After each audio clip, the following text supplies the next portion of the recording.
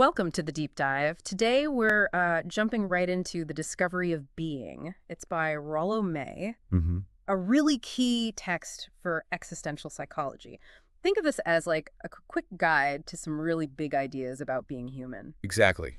Mm, Merrily tackles the core human struggles, yeah, being, anxiety, guilt, and that search for meaning. We've got summaries of his main points here. right. And our mission really is to find actionable insights for you, things you can use to understand your own existence Right. without getting totally bogged down in philosophical terms. Okay, yeah, sounds good. So existential psychology, it feels like it's been around for a bit. Where did this whole way of thinking actually come from? Well, what's interesting is that it sort of grew up alongside traditional psychoanalysis. They were both grappling with human anxieties, just Mhm. at different historical moments. Ah, okay. Existentialism, though, it really found its voice with thinkers like Kierkegaard, Nietzsche. Right, those names sound familiar. Yeah.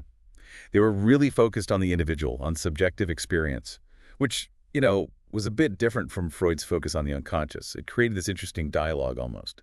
So it's really about my specific experience then. This whole being in the world thing May discusses. Precisely. That's a core idea. Being in the world just means your personal, unique viewpoint is like the starting point. It's fundamental. Okay. And those feelings, we often try to avoid anxiety, guilt. Hmm.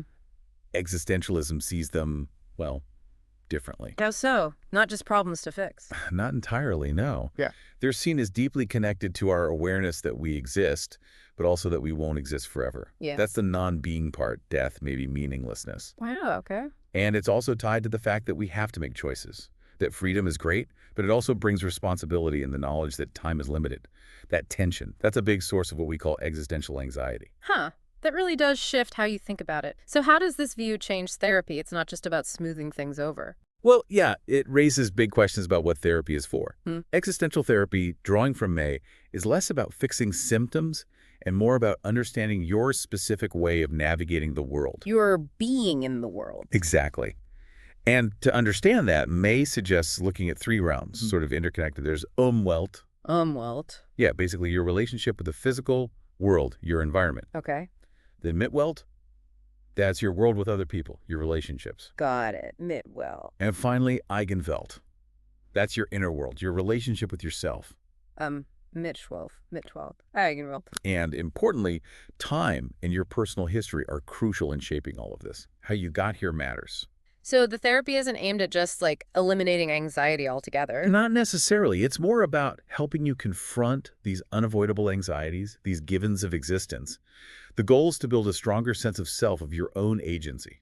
Agency, like your power to act. Right. There's a strong belief in our capacity to transcend, to rise above our immediate circumstances and find meaning despite the difficulties. And the therapist's role changes too then.